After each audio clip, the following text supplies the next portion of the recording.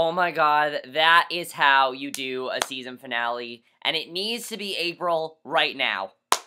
Hey guys, it's Kevin again, and this commentary for the mid-season finale of Outlander, Season 1, Episode 8, Both Sides Now, and holy shit, this episode was amazing. Just such an amazing episode. And one of the things that this episode did so well was this episode had something that the book did not have, and because of that, they've changed the entire story. And bringing in Frank into the story was one of the best things they could do. Ron Moore is a fucking genius, okay? After this episode, he is a genius, and he needs to be applauded because this episode, oh, so amazing. Both Sides Now is a perfect title because we got the 1600s and the 40s. And, you know, for the first half of this episode, that's what it is. It's like we see a 40 scene, we see a 1600 scene. We see a 40 scene, we see a 1600 scene. That's how it is for, like, the first half of this episode. Second half of this episode, it changes, but let's just get this episode because it was absolutely amazing. I was into it the entire time, and everything was just so well done. I loved it. So we start off where we see two maps, an old one and a new one, which are both maps of Inverness illustrating one supposed element of the title. So the first scene pulls us back to Frank's time, and it's a very well done scene because it shows you right away, okay, we're in the 1940s. We see a police detective enter the Inverness police station, and he enters the area where the desks are, and another policeman motions him to come over. And he's saying, oh, he's back, and I'm like, who's back? And he's talking about Frank. Frank has returned again to inquire about his missing wife. Now, again, remember, this is not in the books. This is something that Ron Moore decided to do. And honestly, it was great because, one, since Tobias Menzies is such a great actor, it works so well. Because the thing that this episode did really well was it really showed how different Blackjack Randall and Frank are. It really showed that very well, in my opinion. So that's another thing this episode did very well. But the detective says to the man that today is the day he lays it out all for Frank and tells him what he thinks happened to Claire. So the camera stays on Frank as the detective speaks to him about what the police have done so far, and he thinks, basically, he thinks that Claire was having an affair with another man, because if you remember, now this does make sense, because if you remember in the first episode, Frank, before her and Frank had sex, there was that other guy outside of, their house and everything. So Frank might have thought that, some people thought that Claire might have been cheating on Frank, and that's what basically they think is happening. So it is kind of true, but not exactly. And Frank is staying pretty calm, but you can see that there's a lot of anger bubbling up inside of him because he knows who Claire is. He knew that she wouldn't do something like this. And there are two pieces of paper hanging on the wall. And one is with Claire's photo, offering a 15,000 pound reward for her return, and a second with a drawing of that Highlander that Frank saw, and he thought it was a ghost. So, remember, he thought that was a ghost, and there was some Highlander he saw. So basically, that sign simply asks if they've seen the man, and at one point the detective sits his teacup down on one of Claire's signs, and then draws Frank's attention. She's merely a discarded piece of paper, and Frank's rage finally comes out. He throws his fist on the desk in response to the detective saying she has run off with this other man, and he's calling Frank a fool, to not help, because he knows who Claire is. He knew that she would not do something like that, and that was just a great way to start the episode. I love the way it started that, and then we get a beautiful transition. I love the transitions in this episode. Transitions in this episode were really well done. A lot of times it would fade to black, and there were a lot of times where it faded to black and you thought the episode was over, but, it was really well done in my opinion. I thought that was really cool, the way they fade to black, and the transitions was one of the best parts of this episode. So then we see Claire and Jaime, and they are perched on a ridge having a bite to eat, and Jaime wants to ask, but is a bit embarrassed about it, and Claire coaxes him out of it, and he asks, is it usual what's between them when he touches her and when he lies with her? Is it always so between a man and a woman? And Claire is very hesitant to answer at first, but relents that it is often like this, but no, it is not usual.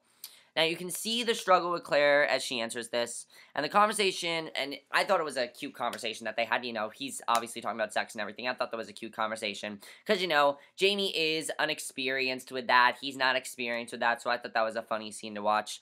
But then we hear this arrow hit the ground, and Jaime dives and protects Claire, but gets up to investigate. and they see the arrow and the approaching man. He deduces it is his friend. It is Hugo Monroe. And crisis averted, the three of them have a conversation, but Hugh is very hard to understand because he had his tongue cut out when he was captured at sea by the Turks.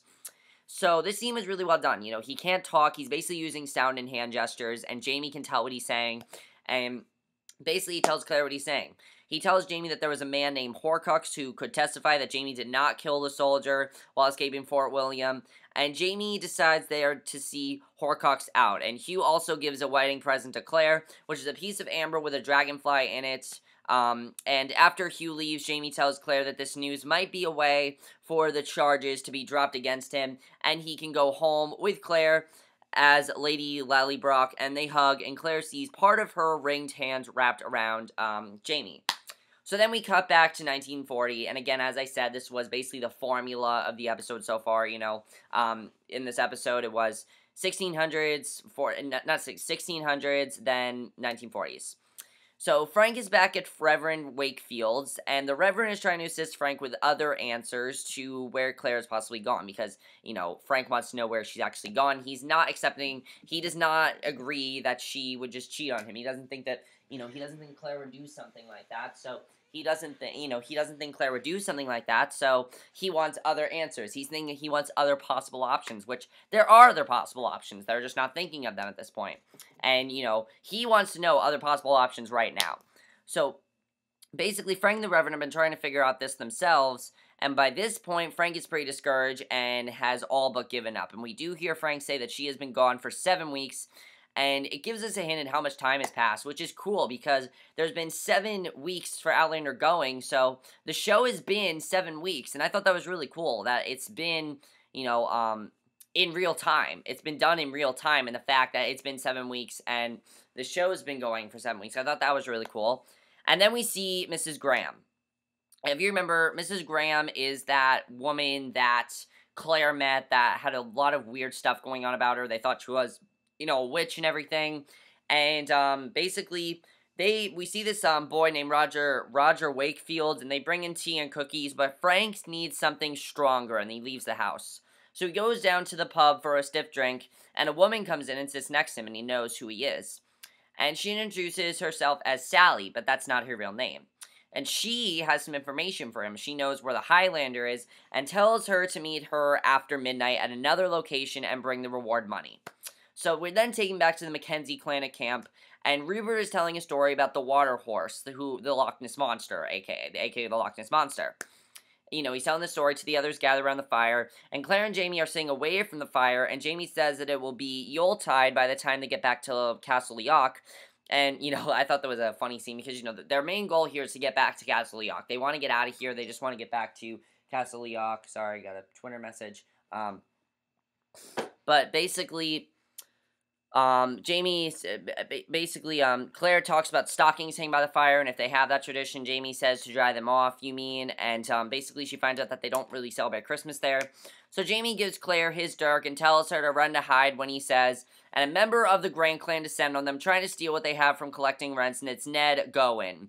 You know, Ned Gowen is that guy that, was working for Dougal, and a gun settles, and the Grand Clan run off with what they have stolen. Ned marvels at his marksmanship, which wasn't that good, and we get this huge fight going on. It's like Game of Thrones, and I thought that meant something huge was going to happen here. It was, like, really crazy. It was, like, definitely Game of Thrones, but instead of Game of Thrones, the fight ended up ending with the clan in good spirits, and that was basically the end of that.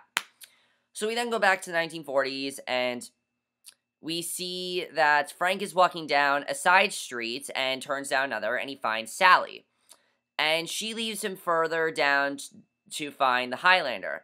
But what Frank finds are 2 men ready to rob him out of the ransom money, and Frank fights back, knocking the shit out of this guy with no problem, continues to kick and beats one of the man, and at first I thought, is something bad going to happen to Frank? Is Frank going to get arrested, put into jail? Because again, this is all new. No one knows what happened in this storyline, so Ron Moore can pretty much do whatever the fuck he wants because nothing's happened here. So I was thinking, is something going to happen to Frank here? So we begin to hear the Reverend talking over the scene about good and evil and how evil can root in good men. And I thought this was a very good scene. You know, he's talking to them, and it was a very good monologue. And we're then back at the Reverend's house, and Frank and he are having a conversation. And Frank takes the Reverend's meaning that he should leave Inverness because, he thinks that there's too much pressure going on here. He needs to give up the fact, that his wife, he needs to stop looking for his wife and go back to Inverness because there's too much chaos for him here. Basically because what has troubled him, as there seems to be no resolution in sight. So he has Frank to go to Oxford to start his life over and let Claire go. He has come to the conclusion that Claire is left on her own and hopes Frank can see that. He pretty much thinks that Claire decided to leave, and that's what he thinks happened here. So that definitely is very interesting what happened here, what happened there. So I thought that was really interesting because I was wondering, is Frank gonna leave? Now, this episode was very slow-paced, definitely. It felt very fast-paced, but it was very slow-paced, and the fact that, at this point, I thought the episode was over, almost over, and we were only like a half an hour in, so that was definitely really big what happened there. So it is then the morning after the attack on the clan, and Claire lost the dirk that she had during the attack. But they quickly find it, and Jaime wants Claire to keep the dirk, but she finds it too long and heavy, and the men say that Claire needs to defend herself, and Dougal suggests she take a small dagger that easily be hidden, and I do not like Dougal anymore, because again, he has feelings for Claire, and he's being very weird towards her, definitely. Dougal was not that much of a problem, though, in this episode. Angus proceeds with her lessons on how to stab someone from the front, and using Willie as the back. So I thought that was a really funny scene. We're basically showing how to stab someone, and it was a really funny scene because they're like, "Don't kill him," and I was like, "Claire, don't kill this guy," and she ended up doing very well with that. So I thought that was fun to watch.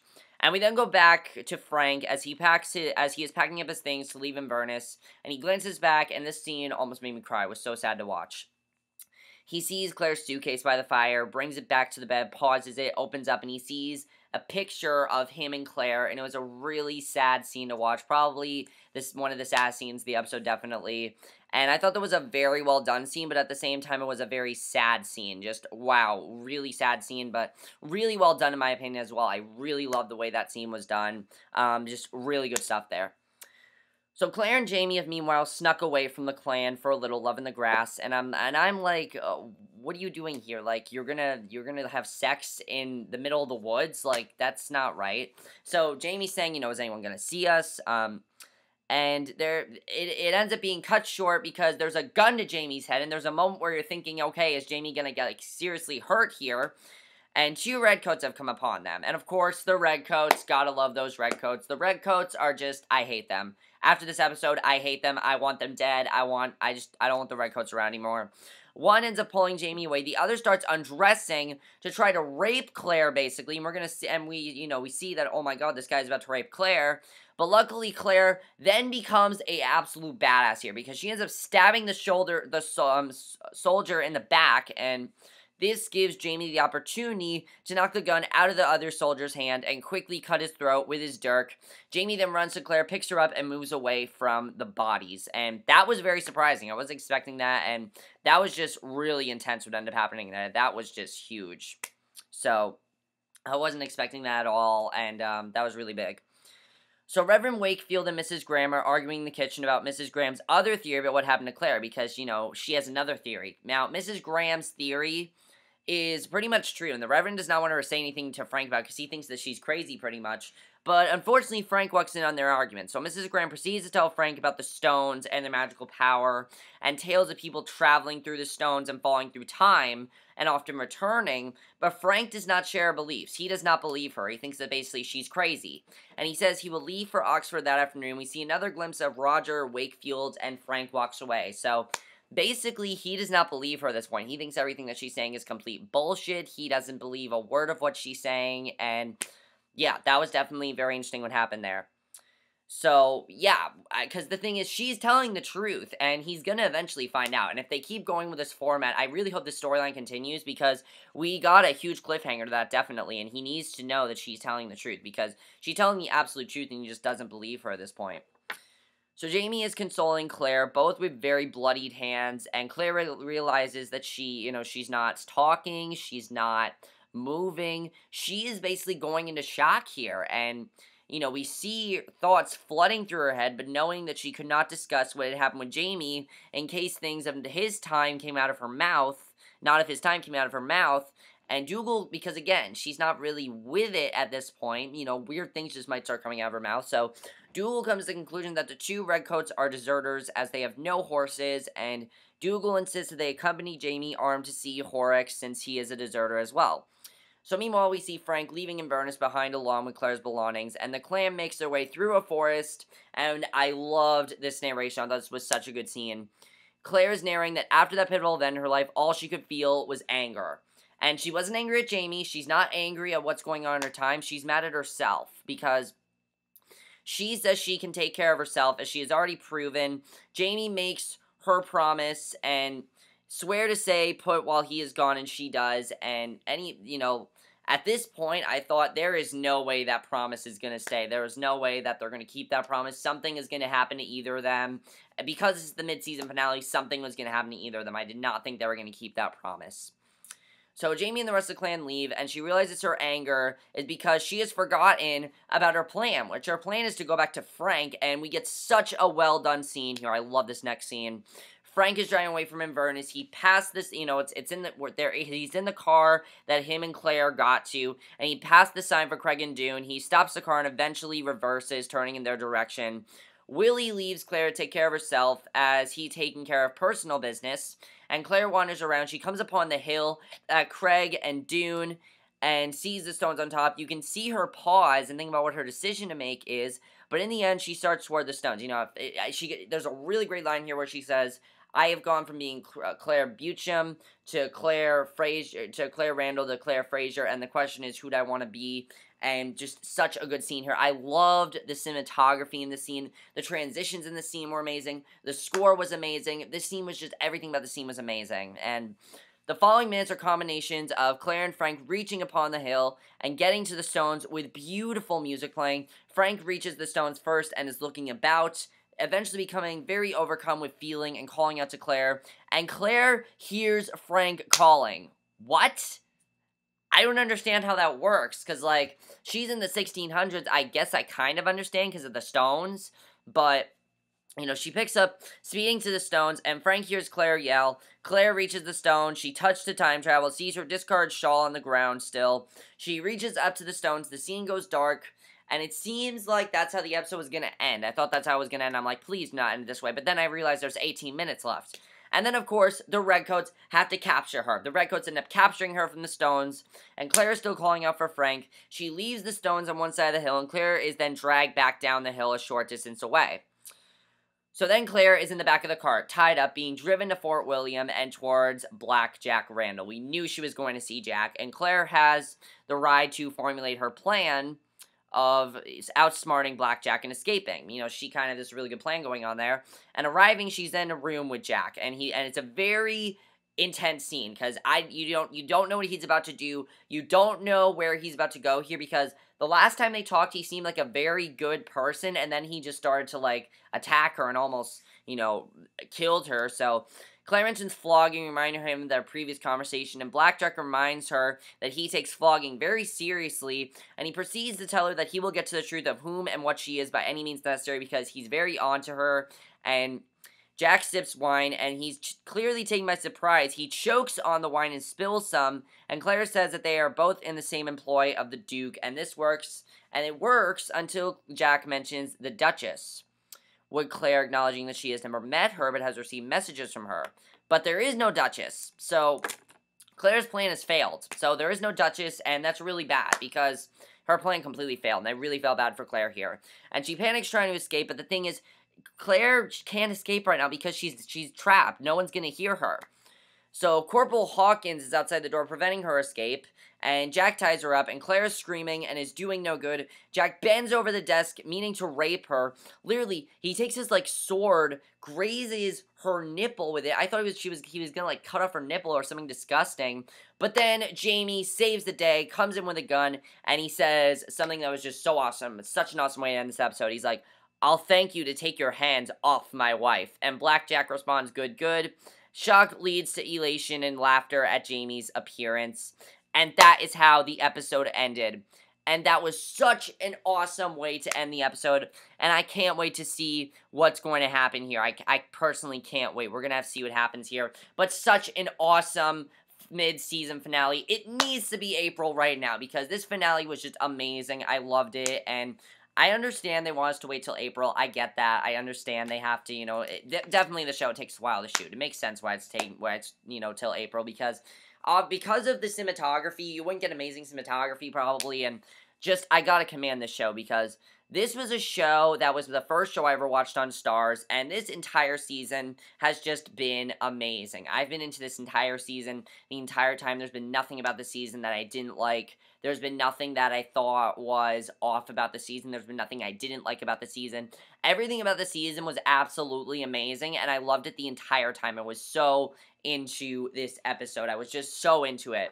And there's so many things to talk about right now. First of all, what is going to happen with Jaime and Claire and Jack? Is Jaime going to kill Jack? I don't know. I feel like the next season is going to be like after that scene, and we're going to find out what happened later. I don't know what's going to happen there, because honestly, they left us on a huge cliffhanger, and I don't know what's going to happen to Claire, but definitely, she is definitely in a very bad position, and her and Jaime, again, their main goal is to get back to Castle Leoch, so I really hope they do, and the question is, can they get back to Castle Leoch, because Claire really wants to get back there, and, she really wants to do the best to get back there, and she was almost there, but then the fucking redcoat said to capture her, so that wasn't good. Is Claire gonna tell Jaime the truth? I really feel like soon she's gonna tell Jaime what happened to her, that she is from a different time. Of course, Jamie's gonna think she's crazy, but I think Jaime does trust her. I think Jamie's the only person really at this point that does trust her. It was cute to see Jaime again with those scenes of him not really knowing about sex. I thought that was cute to see. I really love the two of them. They're really cute together. Now, Frank. I do not understand how this all worked with Frank. I really hope they continue this Frank storyline because bringing Frank into this story just made it so much better. I loved seeing half the episode with Frank and then half the episode with Claire. I thought it was so well done. And again, this is not something that was in the book. And, it was not something that was in the book. It was not something that people are familiar with. I just thought that was so well done because of the way the episode was done. And just the transitions, again, were amazing. The screenplay was so interesting this episode. Everything was so interesting. You never knew where it was going to go. So as far as Frank goes, I really hope that Frank does listen to, now I can't remember her name. Oh, Mrs. Grahm. I really hope he listens to Mrs. Grahm because she's telling the truth. So I really hope he does listen to her and realizes that she's actually not crazy and she does know what she's talking about. She is telling the truth here. And I don't think he believes her. I think he wants to, but he just doesn't know if she's telling the honest truth here. He doesn't know if she's telling the truth or not. So that's going to be very interesting to see. Also, what's going to be very interesting to see is how did Claire hear Jaime through those stones? There was a point where I thought the two of them were going to be reunited, but then I thought it's way too early for that to happen. So I'm wondering if they're going to explain how that happened. That's going to be very interesting to see what happened there. Also, what is really going to happen with Jack? I don't know if he's going to die. I really want him to die, but he can't die, because if Jack dies, Frank dies. And if Frank dies, then there's no reason for Claire to continue her goal. Now, there is one other thing that's going to be really cool. If Frank does decide to leave Inverness, if he does decide to leave, then Claire is going to get back and basically think that he's dead. That's going to be very interesting to see if that's at the end of the season. I'm actually looking forward to that. I think that could be really cool. And, definitely, they really made us feel, they really made us feel that, they really made us feel that scene with Claire and Frank would be the end of the episode, and then when it wasn't, I was so happy it wasn't, because if that would have been how the end of the episode, I would not be happy with that. I would not be happy with that just because of the fact that I don't know, something about that I would not be happy about. I would not be into that at all, and I'm not into the idea of them just doing that to us. I'm not into the idea of that. But this episode, oh my god, such an amazing episode. Outlander is officially one of the best shows on TV by far. Probably, like, my third favorite show on TV. Such an amazing show. And just, oh my god, so awesome. The show is so good. And I really love the plot change. I really do love how it changed the entire plot. How now we got Frank looking for her. I thought that was really well done. Then we got, like, Frank looking for her. Thought that was really well done. Because, again, that wasn't in the book. And just such a well-done episode. Absolutely loved it. I know I'm rambling here, guys, but I just love this episode to death. Absolutely loved it. And I can't wait till April. I'm actually sad that I'm gonna, not gonna be able to review Outlander for you till April. It's kind of sad, but just really great way to end the mid-season, and I can't wait for April to come. Let me know what you guys saw this episode. What did you think of the split between Frank and Claire? Thought that was geniusly done. What does the stones mean with Claire and Frank? I'm interested in seeing what those stones mean. That's going to be interesting to see what happens there. What's going to happen to Jack? We'll have to see what happens. As far as Jack goes, I don't know what's going to happen to him. Frank leaving, I really hope he does listen to Mrs. Grahm, because she does know what she's talking about. She is crazy, and she's not crazy. And also, is Frank going to get in trouble for what he did? Is Frank gonna get in trouble for what he did when he went outside and like beat the shit out of that guy? Is he gonna get in trouble for that? I thought he was gonna like go to jail or something. We'll have to see what happens there, definitely. That was definitely very interesting. When he basically strangled that lady, and she admits that there was no Highlander. That was definitely very interesting. And I'm wondering if Frank is gonna think he's going crazy, because I feel like at this point Frank thinks he's going crazy. That's what he pretty much thinks here, is that he thinks that he might be going crazy, and I think that's what the show's trying to make us think. But that's my review. Hope you guys enjoyed it. Let me know what you guys saw this episode, and I'll see you guys in my next video, which will be my review for Borak Empire, or for either for a movie review or for Borak Empire. So I'll see you guys for that. Okay, bye.